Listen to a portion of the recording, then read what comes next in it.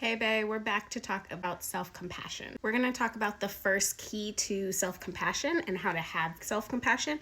Mindfulness. Mindfulness is the ability to look at the now, to be present in the now. Why is that so important for self-compassion? To be able to actually have compassion for another human being or for ourselves, we have to notice that there is a presence of suffering. We have to be able and willing to acknowledge the suffering and then understand it a little bit for ourselves, aka have empathy for the suffering that someone else or ourselves is experiencing. It seems weird to say that we wouldn't understand or acknowledge our own suffering, but we do this so much. And I'm going to ask you to take a second, think about how many times you've been in a painful situation instead of seeing the suffering and sitting with it and being like, yeah, self, that fucking sucks.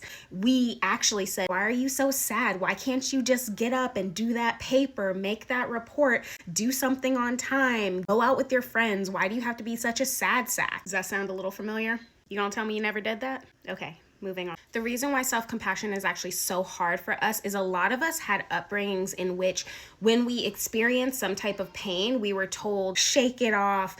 It's not that bad. You're being dramatic. You're being too sensitive. A lot of us essentially came to believe that our own feelings, our own pains, our own hurts were actually just burdens to either others or to ourselves. They kept us from doing things we wanted to do. They kept us from showing up in the way that we should or need to. Let me give you another example. If we see a homeless person on the side of the street, we can choose to look the other way or we can choose to look at them. Now, depending on your thoughts, what are your thoughts? Do you have the thought, dang, they need to get up, they need to help themselves, they really need to go get a job? If that's the thoughts you have, you probably aren't going to be very compassionate for their situation. You're going to feel like or think that their suffering is their own fault, and so why don't they do something about it?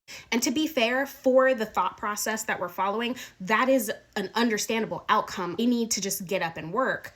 I don't have compassion for them. Now, in that scenario, we might be ignoring that they may have come from an abusive relationship. Say it's a teen and they got put out of the house for being gay or having certain political views. Maybe they've been on several job interviews and they just haven't been able to get a chance because of the way they look. They haven't been able to shower. They don't look presentable, so nobody will hire them. Maybe they have a mental illness that really convinces them that they're better off living on the street than in a shelter or going to family for support. Or maybe they don't have any family or friends that they can turn to. Overall, you're ignoring their suffering because you haven't connected to the very human possibilities or actual circumstances that have put them in front of you.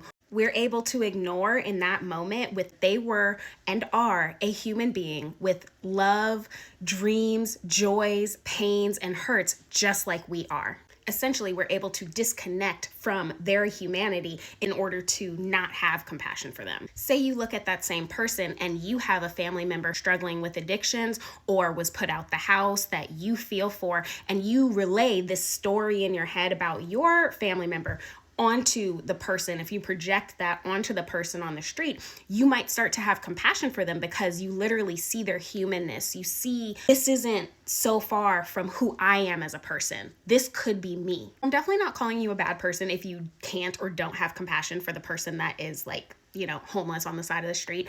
But I will say that oddly enough, it's a lot easier for ourselves to have compassion for other people than it is for ourselves. Sometimes we're easily able to see how that other person might be suffering, what pains they've had to endure. And yet with ourselves, we zoom past the actual pain part and how great of a pain it is and go into self-berating. Remember how I said earlier that mindfulness in psychology is a helpful practice in and of itself? Well, that's because focusing on our present emotions helps to practice emotional regulation. It helps us to identify what we're feeling and how to address that feeling or that problem that is coming up. A lot of us couldn't even name 10 emotions that we've had in a day, but do you know how much you feel in a day? Probably way more than 10 emotions, but the fact that we cannot name our own emotions and identify what we're feeling when we're feeling it, that is a disconnection from our body all its own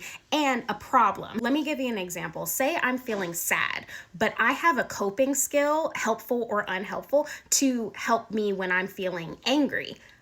if I do that coping skill, I probably will still have the sad feelings or the problem behind the sad feelings because I haven't addressed the issue. Practicing mindfulness can actually have an impact positively on your attention, your emotional regulation can increase, you're less likely to be emotionally reactive. And there's studies to show that there's more cognitive flexibility when you practice mindfulness. Mindfulness practice can also help tone the vagal nerve, which has a direct impact on how we perceive stress in a long-term situation moving forward. No, seriously, look it up. Look up the vagal nerve and how you can actually exercise this muscle in order to lessen your anxiety.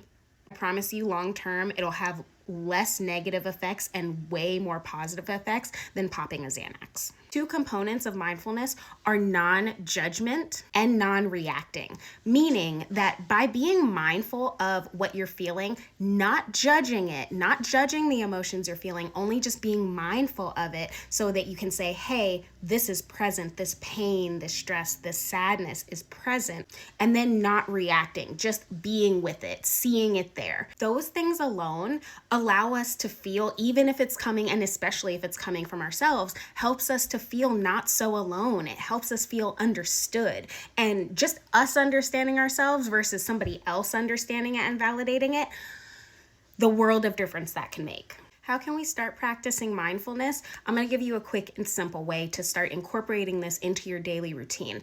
When you're in the shower, or if better yet, if you're taking a bath, notice the sensations of the water falling on your body. How does that feel?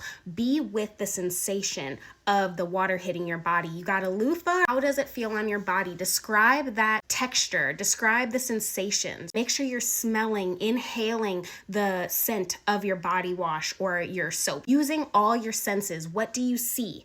What do you hear? What do you smell? What do you taste? I don't think is going to come up in a shower. Anyways, what do you feel? When you start connecting, reconnecting, because so many of us are so disconnected from our bodies, but when we start reconnecting to our bodies and being able to address and be mindful of the physical and emotional sensations that are happening in us right now, that's when we make a shift. Another great way to do this is to just say, how am I feeling right now? Get yourself a feelings wheel, look it up on Google, and start to identify at different points in your day, how am I feeling? Because the more you can connect with your own emotions, the better your mindful practice will become. Make sure you're following me for part 2 for more about self-compassion and how to put it into practice. Bye.